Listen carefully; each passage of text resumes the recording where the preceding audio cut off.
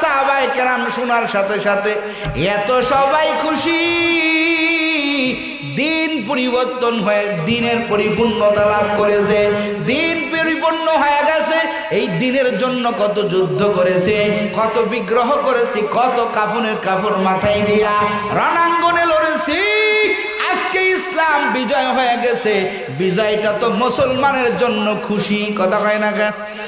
এ কথা কন না কে? খুশি না?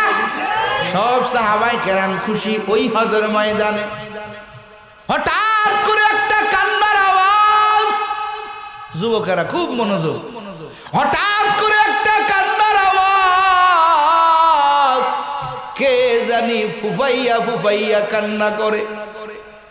সাহাবায়ে কেরাম তালাশ করতেছে কে আজকের এই বিদায় হজে খুশির সময় কে জানি কান্না করে। তালাশ করতেছে, তালাশ করতেছে, তালাশ করতে করতে যাইয়া দেখেন এই লোক আর কেউ না, আবু বকর সিজদায় পড়ে পড়ে কান্না করতেছে। আল্লাহু আকবার। সাহাবায়ে কেরাম বলে, ও পয়গম্বরের প্রিয় সাহাবী আবু বকর, দিন বিজয় হয়ে গেছে, আপনি কি খুশি হন নাই? আবু বকর ডাক দেখায়, আমি খুশি হইছি আলহামদুলিল্লাহ, কিন্তু আমি তো খুশি হতে পারি না। কারণ হলো ওরে যেই দিনের জন্য, দিন পাঠানোর জন্য, আমাদের মধ্যে পৌঁছানোর জন্য আমার আল্লাহ পয়গম্বরকে আমাদের মধ্যে দিয়েছেন, যখন জিম্মাদারি শেষ ওই ব্যক্তি তো আর প্রয়োজন নাই। ওরে তোরা খুশি হতে পারো রে, ওরে দিন বিজয় হয় মানে কি বুঝো? এই এতিম নবী দরদি নবী আর আমাদের মাঝে থাকবে না। ওরে আমি এই চিন্তা করেছি, এই চিন্তা করে আমি আবু বকর চোখের পানি ঝেড়ে ঝেড়ে কান্না করতেছি রে। সাহাবায়ে কেরাম এই নবীরে আর পাবি না, এই নবী অচিরেই আমাদের থেকে বিদায় নিবে রে বাবা। যেই মাজবাটা, যেই ময়দানটা ছিল একটা খুশির ময়দান, আবু বকরের এই কথার পরে পুরা মাজমার সাহাবায়ে কেরাম গড়াইতেছে গড়াইতেছে আর কান্নার আওয়াজ। কারণ নবী চলে যাবে এটাও যদি সাহাবায়ে কেরাম কল্পনা করতেন, পাগলের মতো হয়ে যাইতো। জোরে কর আল্লাহু আকবার। এ সিরাজগঞ্জের মুসলমান, আমার নবী অসুস্থ থাকলেন প্রায় 14 দিন। নবী আমার ঠিক মতো, নবী আমার দাঁড়াইতে পারে না, কঠিন অসুস্থ। ওরে যুবক, যেই বেঈমানেরা বলেন ওরে কোরআন হাদিস থাকলে আর কিছু লাগবে না, নবী 14 দিন অসুস্থ থাকার পরে আমার নবী সোমবারের দিন আমার পয়গম্বর, ওরে রবিউল আউয়াল মাসের 12 তারিখে আমার পয়গম্বর এই জমিন থেকে আমার নবী চিরদিনের জন্য বিদায় নিলেন। সাহাবায়ে কেরাম বড় পাগল, কেউ কেউ কয় ওরে নবী নাই। ও আল্লাহ, এই চোখ রাইখা কি করবে? চোখটা অন্ধ করে দেন। ওরে যেই চোখ দিয়ে নবীর দেখতে পারবো না, ওই চোখ আর দরকার নাই। ও আল্লাহ, আমাদের চোখ অন্ধ করে দেন। আবার কেউ মদিনার থেকে চলে যায়, এই মদিনায় আর থাকবো না, বেলাল মদিনা ছেড়ে দেয়। কার জন্য মদিনায় থাকবো? যেই মদিনায় নবী নাই, এই মদিনায় কার জন্য থাকবো? কত মানুষ পাগল হয়ে যায়। ওমর তো আর এক পাগল, তরবারি নিয়ে কয়, খবরদার, যে বলবি নবী নাই তার গর্দান আমি দ্বিখণ্ডিত করে দেব। তাকাইয়া দেখ মায়ের নবীর দিকে, তোদের কি ঘটনা মনে নাই? পয়গম্বর মুসা আলাইহিস সালাম ওরে তুর পাহাড়ে গেলেন। তুর পাহাড়ে যাওয়ার পরে আমার আল্লাহর সাথে, আমার আল্লাহর নূরের তাজাল্লিতে দীর্ঘ 40 দিন মুসার কোনো হুঁশ নাই, মুসার কোনো জ্ঞান নাই। এবার ওমর কয়, আমার নবী তো আমার আল্লাহ পাকের বড় পাগল, আমার নবী মরে নাই, আমার নবী আমার মাওলার দিদারে আছেন। আমার নবী কিছুদিন পরে আবার আমাদের সাথে কথা বলবেন। একটু জোরে কোন আল্লাহু আকবার। ওমরের তরবারির কাছে কেউ আগায় না। আর একজন পাগল আবু বকর দূরে সংবাদ পাইছে নবী নাই। পাথরের মূর্তির মতো আস্তে আস্তে আস্তে আস্তে নবীর হুজরা মুবারকের সামনে এসে দাঁড়াইছেন। ও যুবক, ও পর্দার আড়ালের আম্মা জানেরা, আবু বকর নবীর হুজরার কিনারায় এসে আবু বকর সালাম দেয়। উনি জীবিত থাকতে যেইভাবে আবু বকর নবীরে সালাম দেয়, সেইভাবেই নবীর হুজরার কিনারায় আইসা আবু বকর জানে নবী নাই। তাটা জানার বড় আবু বকর নবীর হুজরার কিনারায় আইসা সালাম দেয়, আসসালামু আলাইকা ইয়া রাসূলুল্লাহ, আসসালামু আলাইকা ইয়া হাবিবাল্লাহ। ও সিরাজগঞ্জের মুসলমান, আবু বকরের সালাম আজকে কি জবাব দিবে? কারণ নবী নাই।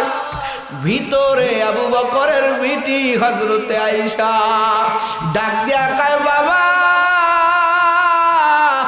আপনার সালামের জবাব নেওয়া সেই নবী আর দুনিয়াতে নাই। ও বাবা আসেন আসেন, আপনি ঘরের মধ্যে আসেন। আবু বকর ঘরের মধ্যে ঢুকছেন, দেখেন নবী শুয়ে আছেন রে বাবা। আবু বকর যাইয়া কয়, ও আমার দোস্ত, আমার পয়গম্বর, পরে দুনিয়াতে একটা সবরও আপনি আমাকে রেখে যান নাই। হিজরতের রজনীতে কে যাবে কে যাবে? আবু বকর যাবে, আবু বকর যাবে। আপনি দুনিয়াতে যেখানে যান আমারে আগে ডাক দেন, আমাকে নিয়ে যান। আবু বকর যাইয়া কয়, রে নবী আজকে কি আমার কথা মনে ছিল না রে পয়গম্বর? আজকে একা একা কোথায় গেলে? আমি আবু বকরকে কার কাছে রাখিয়া গেলেন? আবু বকর নবীর জড়াইয়া ধরে, হায় রে কি মুহাব্বত, নবীর কপালে চুমা দেয়। ওরে আবু বকরের চোখের পানির যুবক, আমার নবীর কাফন মুবারকে আতরের মতো আবু বকরের চোখের পানি লেগে যায়। একটু জোরে কোন আল্লাহু আকবার। আবু বকর ভিতরে আইসা দেখে সাহাবায়ে কেরাম পাগলের মতো হয়ে গেছে। ওমরের তরবারির কাছে গেছে যে কেউ যায় না। ও নবীর উম্মতরা, এটা আমার বলার উদ্দেশ্য না। নবী চলে গেলেন, সাহাবায়ে কেরামরা পাগল। নবী ইন্তেকাল করলেন সোমবারের দিন। সোমবার গেল, মঙ্গলবার গেল, নবীর কাফন হয় না, নবীর জানাজা হয় না। নবীর জানাজা যার যার মতো সেই সে আদায় করেছেন। ও যুবক, কেন নবীর লাশ মুবারক দাফন হয় না? মুফাসসিরে কেরাম, মুহাদ্দিসিনে কেরাম বলে, কেন নবীর জানাজা হয় না, কেন নবীর লাশটা দাফন হয় না? অথচ নবীর হাদিস, ওরে মাইয়ত যদি মরে যায় 5টা কাজে তোমরা দেরি করবা না। আমার নবী বলেন এই 5টার মধ্যে একটা আছে, ওরে যখন কোনো মাইয়তের ইন্তেকাল হয় তাকে সঙ্গে সঙ্গে দাফন করে দাও, দেরি করিও না। কিন্তু নবীর হাদিস কেন নবীর সাথে মিলানো হলো না? নবীর ইন্তেকালের 2 দিন পরে কেন জানাজা হলো? কেন নবীকে কাফন দাফন করা হলো, কবরে নামানো হলো? ও যুবক, এর একটা বড় কারণ, সাহাবা কারামরা পাগল। নবী তো চলে গেলেন। আপনাদের কাছে আমার প্রশ্ন, নবীর ইন্তেকালে নবী কি দুনিয়ার থেকে কোরআন নিয়ে গেছেন না রেখে গেছেন?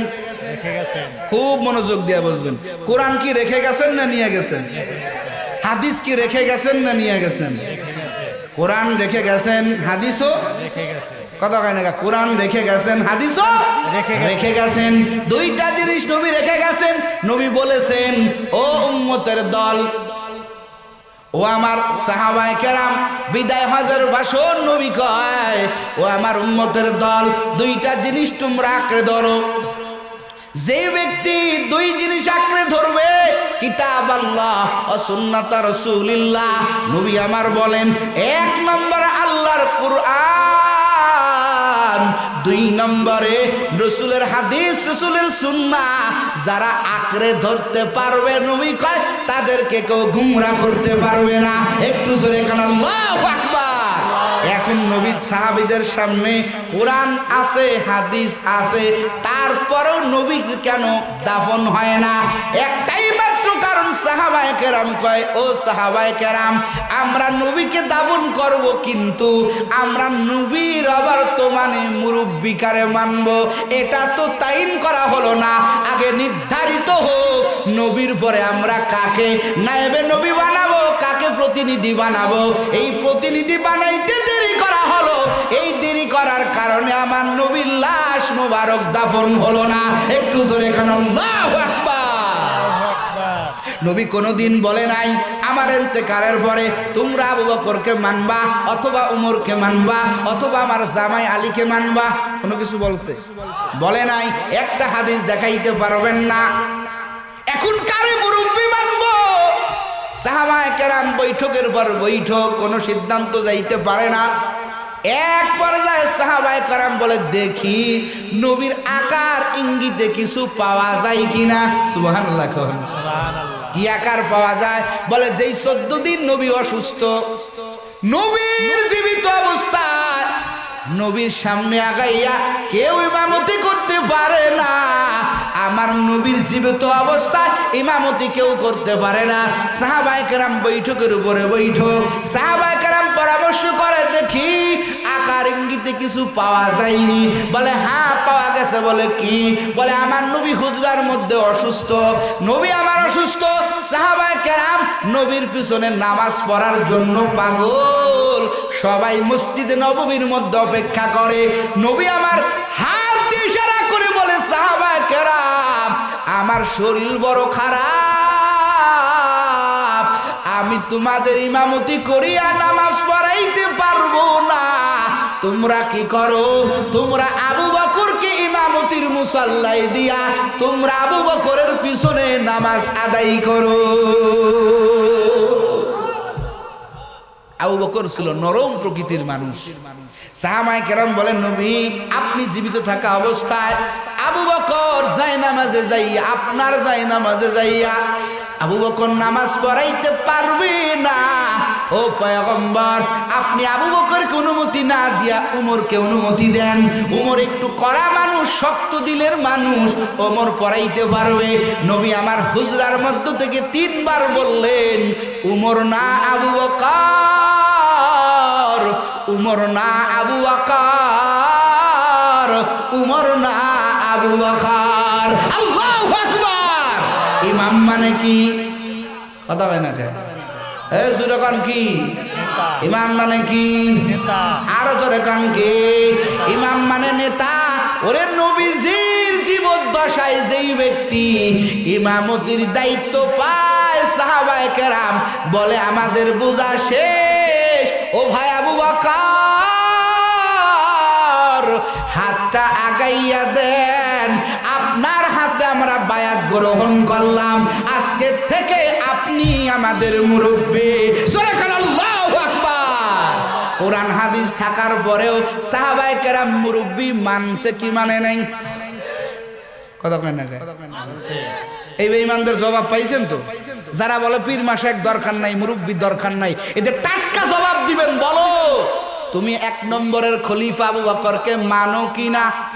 কি বলবেন? যে 1 নম্বরের খলিফা আবু বকরকে মানো কিনা? বলে মানি। বলে তাহলে তোমার মুরব্বি মানতে হবে। আর যদি বলে মুরব্বি লাগবে না, তুমি আবু বকরকে খলিফা মানো না, তুমি উমরকে খলিফা মানো না, তুমি উসমানকে খলিফা মানো না, তুমি আলীকে খলিফা মানো না, ওই খলিফা না মানার কারণে তোমার ঈমান থাকবে না। কথা কোন ঠিক কিনা? আমার আল্লাহ কয়, ইয়া আইয়ুহাল্লাযীনা আমানুত্তাকুল্লাহা ওয়া কুনু মা'আস সাদিকিন। আল্লাহ পাক বলেন, হে ঈমানদারেরা, হে আমার ঈমানদারেরা শুনো, তোমরা ভালো লোকের কাছে যাও, ভালো লোকের সহবত অবলম্বন করো। আরে ভালো লোকের সহবত অবলম্বন করার কারণে আমি আল্লাহ তোমাদেরকে ভালো বানাইয়া দিব। একটু জোরে কান সুবহানাল্লাহ। সোহবত বড় দামি জিনিস, মারাত্মক দামি জিনিস। জুনায়েদ বাগদাদি রহমাতুল্লাহি আলাইহি নাম শুনছেন? এই বুজুর্গদের নাম শুনছেন? জুনায়েদ বাগদাদি, বাগদাদের জুনায়েদ আল্লাহর বড় একজন বুজুর্গ বান্দা। কি বান্দা? কতক্ষণ কি বান্দা? বুজুর্গ বান্দা। জুনায়েদ বাগদাদি ঘরের মধ্যে শোয়া, চোর চুরি করতে আসছে জুনায়েদ বাগদাদির ঘরে। কার ঘরে? জুনায়েদ বাগদাদির ঘরে। এমন চোর কিতাব লেখে যেই চোরের একটা হাত নাই। কি নাই? যেরকম কি নাই? হাত নাই। জুনায়েদ বাগদাদি যারা আল্লাহর ওলি, যারা আল্লাহর বড় পাগল, এরে যুবক তুমি রাত কাটাও মোবাইল দেখে দেখে, কিন্তু যারা আমার আল্লাহর বড় পাগল এরা রাত কাটায় যায় না মাঝে চোখের পানি দিয়া। কথা কন ঠিক কিনা? জুনায়েদ বাগদাদি রহমাতুল্লাহি আলাইহি তাকাইয়া দেখেন ঘরের মধ্যে একটা চোর, কোনো কথা কয় না। জুনায়েদ বাগদাদি এমন আল্লাহওয়ালা, বলে চোর চুরি করতেছে করু, ওর ঘরে মনে হয় খাবার নাই, আমার ঘরের থেকে নিচ্ছে নিক। সুবহানাল্লাহ। কুল্লু ইনাইন ইয়াতারাশাহু বিমা ফি, যার মধ্যে যা নিংড়াইলে তাই ভরে। কথা হয় না কা? জুনায়েদ বাগদাদি আমার আল্লাহর বড় পাগল। জুনায়েদ বাগদাদির ধারণাও ভালো, চোর চুরি করতেছে। জুনায়েদ বাগদাদি দূরের থেকে ঘরের মধ্য থেকে চোর মনে করছে ঘরওয়ালা মনে হয় ঘুমায়, কিন্তু জুনায়েদ বাগদাদি ঘরের মধ্য থেকে তাকায় দেখতেছে চোর চুরি করে। জুনায়েদ বাগদাদি কিছুই কয় না, চোর সব কিছু টুকলা করছে। এখন উঠাইবে হাত কয়টা? কথা কয় না? হাত কয়টা? একটা হাত। আর একটা কি? কাটা। এখন মাল তো বুকসা বর্ষে, উঠাইবে কাট দিয়ে। বিপদে পড়ছে না? এ কথা কান বিপদে পড়ছে না? জুনায়েদ বাগদাদি আল্লাহওয়ালা, জুনায়েদ বাগদাদি ঘরের মধ্য থেকে চিন্তা করতেছে চোর তো ঠিকই মাল নেবে, কিন্তু কিভাবে উঠাবে? আমি যদি সজর দিয়া যাই চোর থাকবে না, দৌড় দিবে। কথা কয় না? দৌড় দিবে। বাহিরের দরজা দিয়া জুনায়েদ বাগদাদি রহমাতুল্লাহি আলাইহি বাহিরের দরজা দিয়ে, ভিতরে আর একটা দরজা ছিল বাহিরে যাওয়ার, ওই দরজা দিয়া জুনায়েদ বাগদাদি এবার পথচারী সেজে পথ দিয়া যায়। এবার চোর ডাক দেয়া কয়, ভাই কে, এদিকে একটু আসো, এই বোঝাটা একটু উঠাইয়া দাও। ঘরওয়ালার এই কয় মালটা উঠাইয়া দাও। জোরে কান আল্লাহু আকবার। জুনায়েদ বাগদাদি উঠানোর জন্যই গেছে।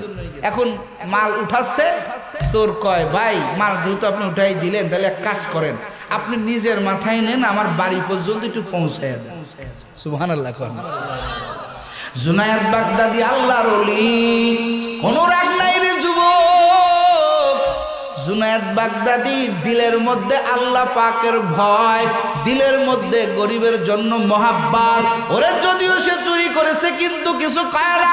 জুনায়েদ বাগদাদি নিজের ঘরের মাল মাথায় করে নিয়া চোরের সাথে চোরের বাড়ি পর্যন্ত রওনা হয়ে গেল। একটু জোরে কান আল্লাহু আকবার। বাড়িতে চলে গেল, চোরের মালটা নিজের ঘরের মাল চোরের সাথে কুলিগিরি করার মতো নিজে নামায় দিল। জুনায়েদ বাগদাদি চলে আসলো। সকালবেলা চোর চিন্তা করে, ব্যাপার কি, আমি ওই এলাকার মাল কার মাথায় দিয়ে আনলাম, দেখিনি কোনো ব্যক্তি কি বুঝে ফেললো কিনা, আমি যে চুরি করেছি আমার এই চুরি করার বিষয়টা বুঝে ফেললো কিনা। এবার জুনায়েদ বাগদাদি রহমাতুল্লাহি আলাইহির বাড়ি সুজা ওই চোরটা আগমন করতেছে। এখন তাকায় তাকে দিনের বেলা হাজার হাজার মানুষ লাইনে লাইনে কাতারে কাতারে এক জায়গা যায়। সবাই বলে, চোর বলে, ভাই আপনারা কোথায় যান? চোর মনে করছে চুরি করছি, মনে হয় জানাজানি হয়েছে, লোক আগাইতেছে। সবাই বলে, ভাই এই যে বাড়িটা দেখতেছেন এটা আমাদের খানকা, এইখানে আমাদের পীর জুনায়েদ বাগদাদি রহমাতুল্লাহ আলাইহির বয়ান শুনতে যায়। একটু জোরে কান আল্লাহু আকবার। এবার জুনায়েদ বাগদাদির এই কথা শোনার পরে চোরকা দেখে, আমি একটু আগাই, কার বাড়িতে চুরি করলাম, কপাল না জানি পুরায়া ফেললাম। হাজার মানুষ ঘিরে যার বয়ান শুনে কাঁদতেছেন চোর ওই ভিড়ের মধ্যে তাকাইয়া দেখে আহারে যার বাড়ি চুরি করলাম তার মাথায় মাল দিয়ে আমি বাড়ি নিয়ে গেলাম। এ কেমন আল্লাহওয়ালা, একটা বার আমাকে ধমক দিল না, কোনো রাগ করলো না। আহারে আমি আমার কপালটা মনে হয় পুরাইয়া ফেললাম। এবার চোর ওই মজমার মধ্যে বয়ান শুনে আর চোখের পানি ছেড়ে কান্না করে, ও দয়ার মালিক, আমার মতো কপাল পুরা, আমার মতো গুনাহগার এই দুনিয়াতে আর কেউ নাই। ওরে যার বাড়ি চুরি করলাম তার মাথায় ওই পাল্টা দিয়া ওরে আমার বাড়ি নিলাম। পীর সাহেব কত বড় কষ্ট জানি পাইছে। বয়ান শুনে কাঁদে। বয়ান শোনার পরে বয়ান শেষ হয়ে গেল, সব মুরিদেরা চলে গেল, চোর দাঁড়ায় দাঁড়ায় কান্না করতেছে। আর ডাক দিয়া কয়, রে ও আল্লাহর ওলি, আমি বড় কপাল পুরা। ওরে আমি বড় কপাল পুরা, রাতের অন্ধকারে আপনার বাড়িতে এসে আপনার ঘরের মাল আমি চুরি করলাম। আপনি দেখলেন, আপনি জানলেন, জানার সত্ত্বেও আমার একটা হাত নাই আমাকে সহযোগিতা করার জন্য। আপনার বাড়ির মাল আপনার মাথায় উঠাইয়া দিয়েছি। আমার মতো গুনাহগার কেউ নাই, ওরে আমার মতো কপাল পুরা কেউ নাই। ওরে আল্লাহর ওলি, আমার এই হাতটা পাক, আপনার হাতটা হলো পাক। ও আল্লাহর ওলি, আপনার হাতটা একটু আগাইয়া দিন। আমি চোর, আমি জীবন ভরে মানুষের ক্ষতি করি, আমি মানুষের টাকা মেরে দেই, মানুষের টাকা চুরি করি, আমার একটু কালেমা পড়াইয়া দেন। জুনায়েদ বাগদাদি কয়, চোর রে, রাত্রেবেলা যখন তোর মাথায় আমি ওই আমার নিজের বাড়ির মালটা আমি নিজের মাথায় উঠালাম, ওই সময় আমি আল্লাহর কাছে তোর জন্য দোয়া করেছিলাম। আল্লাহু আকবার বলেন। চোর বলে, চোরের বলতেছে, আমি তোর জন্য আল্লাহর কাছে দোয়া করছিলাম, মনে মনে বলছিলাম, রে মালিক, এই চোরকে তুমি হেদায়েত দান করো। এবার চোর জুনায়েদ বাগদাদির হাতে হাত লাগায়। ওরে যুবক, কালেমা পড়ে, কিতাব সাক্ষী দেয় ওই হাত কাটা চোর আর চোর থাকে নাই, জামানার বড় ওলি হইয়া কবরে চলে গেছে। ও আল্লাহর বান্দারা, ও যুবক, ভালো লোকের কাছে যাওয়া, তোমার দিলটা খুলে যাবে, তোমার চক্ষুটা খুলে যাবে। ওরে যুবক, তোমার মতো হাজার যুবক ভালো লোকের দরবারে যাইয়া, ভালো লোকের সোহবত পাইয়া, কত লোক, কত গুন্ডা, কত ঘুষখোর, কত মদখোর, কত বেনামাজি, কত দাড়ি কামানওয়ালা আমার যুবক খাটি আল্লাহওয়ালার কাছে যায় ভালো হয়ে গেল, 5 বেলার নামাজি হয়ে গেল রে বাবা। ও আল্লাহর বান্দারা, ও যুবক, এক সন্তান যা, যেই বান্দা, যেই ছোট বান্দা, ওরে কে তাকে চিনত? বিদায় বেলা নবীর হাতের জানাজা নিয়া, নবীর হাতে জানাজা নিয়া, নবীর গায়ের কাপড় মুবারক নিয়া কবরে যাওয়ার সৌভাগ্য অর্জন করলো। একমাত্র কারণ হলো নবীর সহবতের কারণে। বাবা মারা গেছে, এই সন্তান আব্দুল্লাহ, নাম হলো আব্দুল্লাহ।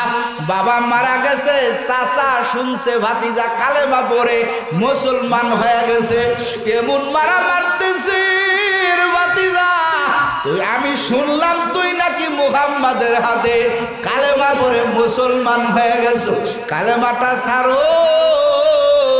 ভাতিজা ডাক দিয়া কয়, ও চাচা যান, যতই আপনি আমাকে মারেন আমি কালেমা ছাড়তে পারবো না, কারণ আমি আমার নবীর কাছে কালেমা পড়েছি। মারতে মারতে কিতাবের মধ্যে লেখে উলঙ্গ বানায় ফেলছে, কোনো কাপড় নাই। আর ডাকতে বলে, ভাতিজা আব্দুল্লাহ, তুই এই বাড়ি থেকে বাইর হয়ে যা, তোর মতো লোক আমাদের দরকার নাই। সন্তানটা উলঙ্গ কান্না করে আর বলে, মা এই অবস্থায় আমি কোথায় যাব, আমার মরণে কোনো কাপড় নাই, একটু কাপড় দাও। মা ঘরের ভিতরে কান্না করে, কিছু বলতেও পারে না, সইতেও পারে না। একটা কাপড় দেয়া কয়, রে সন্তান আমারে ক্ষমা করে দিস, এই একটা কাপড় 2 টুকরা করে পরে তুই মুহাম্মাদের কাছে চলে যা। একটু জোরে কোন সুবহানাল্লাহ। গভীর রাত, 2টা কাপড় কোন রকম লজ্জা স্থান রেখে আমার নবীর বাড়ির হুজরার কিনারায় চলে আসছে। গভীর রাত, দরজার কিনারায় দাঁড়ায়ছে। নবী কখন দরজা খুলে ঘরের থেকে বাহির হবে। তাহাজ্জুদের মুসাল্লার সময় নবী আমার দরজাটা খুলছেন। ও কলিজার যুবকেরা, ও সিরাজগঞ্জের মুসলমান, নবী দরজাটা খুলে দেখে আমার আদরের আব্দুল্লাহ, ওরে পরনে কোন রকম কাপড়, গায়ে মারের দাগ, দাঁড়ায় দাঁড়ায় কান্না করতেছে। নবী আমার বলে, আব্দুল্লাহ তোর অবস্থা কেন, এমন কেন তোর অবস্থা? আব্দুল্লাহ ডাক দেয়া কয়, রে নবী, আব্বা জান নাই, মা থেকেও নাই, চাচা আমারে মারছে, কালেমা পড়ার কারণে আমাকে মারছে। ও নবী আমার, আমার এখন যাওয়ার জায়গা নাই, আমি কোথায় যাব, কি করব? আমার নবী বলেন, কে বলছে তোর কেউ নাই? আমি তোর আজকের থেকে তোর গার্জিয়ান। বলেন না একটু আল্লাহু আকবার। আজকের থেকে তুই কোথাও যাবি না। মসজিদে নববীর পাশের একটা জায়গা, যেখানে আসহাবে সুফা, যারা নবীর একান্ত গরিব মিসকিন, তাদের জন্য নবী একটা আলাদা জায়গা করলেন। ওইখানে আব্দুল্লাহ থেকে নবীর দরবারে থাকতে লাগলো। রে বাবা, সোহবত কেমন একটু মনোযোগ দিয়া শুনবা। এই আব্দুল্লাহ ভিতরে তো অনেক কষ্ট, মাঝে মাঝে জোরে জোরে ডাকতো আল্লাহ, জোরে কর না আল্লাহু আকবার। এখন জোরে জোরে ডাকে। উমর ডাক দিয়া কয়, হে আব্দুল্লাহ, আল্লাহ ডাকতে একটু আসতেও তো দেওয়া যায়, এত চিল্লায় কেন মালিক রে ডাকো? আমার নবী কয়, রে উমর, আমার আব্দুল্লাহ রে কিছু বলবি না, ও তো অনেক কষ্টের মানুষ, এই দিন পালন করার জন্য যে কত কষ্ট, ওরে মন খুলে আমার আল্লাহরে ডাকতে দে। একটু জোরে কোন আল্লাহু আকবার। ও যুবকেরা, একদিনকে নবী আমার একটা জায়গা যাবেন। আব্দুল্লাহ ডাক দিয়া কয়, রে নবী, ও পয়গম্বর, আপনি যাবেন, আমারও তো মনে চায় আপনার সাথে যাইতে। নবী কয়, ঠিক আছে চলো। নবী নিয়ে গেলেন। যাওয়ার পরে এই আব্দুল্লাহ অসুস্থ হয়ে পড়ল। নবীকে খবর দেওয়া হলো, নবী আপনার আব্দুল্লাহ মারাত্মক অসুস্থ হয়ে গেছে। নবী আমার আয়েশা দেখে আব্দুল্লাহর অবস্থা বেশি ভালো না, আব্দুল্লাহ মারাত্মক অসুস্থ, কিছুক্ষণের মধ্যে আব্দুল্লাহর ইন্তেকাল হয়ে যাবে। নবী আমার কয়, আব্দুল্লাহ রে, ও সাহাবায়ে কেরাম, আব্দুল্লাহর মাথাটা আমি নবীর কোলে দে। বলেন না আল্লাহু আকবার। আব্দুল্লাহর মাথাটা নবী কোলে নিয়ে নিলেন। নবী আমার কাঁদে আর কয়, ও সাহাবায়ে কেরাম, আমার আব্দুল্লাহ বড় এতিম, আজকে যদি ওর বাবা থাকতো, এই অসুস্থের সময় আব্দুল্লাহর কাছে থাকতো। আবার আব্দুল্লাহ আল্লাহকে মানার কারণে, আমি নবীকে নবী বলে মানার কারণে, ওরে দুনিয়ার ওরে বাড়ির মোহাব্বত ত্যাগ করিয়া আমার দরবারে আসছে। আমি আব্দুল্লাহরে কেমনে কষ্ট দেই? আব্দুল্লাহর মাথাটা নবীর উরুর উপরে রাখে। আব্দুল্লাহর মাথার উপরে নবী হাত বুলা দেয় আর বলে, আব্দুল্লাহ একটু ধৈর্য ধারণ করো। আব্দুল্লাহ নবীর দিকে তাকায়, নবী আব্দুল্লাহর দিকে তাকায়, 4 চক্ষুর মিলন হয়ে যায়। একটু জোরে কান আল্লাহু আকবার। ও যুবকেরা, আস্তে আস্তে আব্দুল্লাহ চোখ আস্তে আস্তে বন্ধ হয়ে গেল, আর চোখ খোলে না। নবীর হাদিসের মধ্যে পাওয়া যায় নবীর দুই চোখ দিয়া দর দর দর দর করে পানি পড়তেছে। নবী কয় রে সাহাবায়ে কিরাম দেখ, আমার আব্দুল্লাহ আর দুনিয়াতে নাই। এরা আমার আব্দুল্লাহ দুনিয়া ছেড়ে দিয়েছে। আজকে যদি ওর বাবা থাকতো, বাজার থেকে কাফন কিনে নিয়ে আসতো, আমার আব্দুল্লাহর দুনিয়ার কোনো কাফন দ্বারা আমি ওর দাফন করবো না। আমার নবীর একটা গায়ের চাদর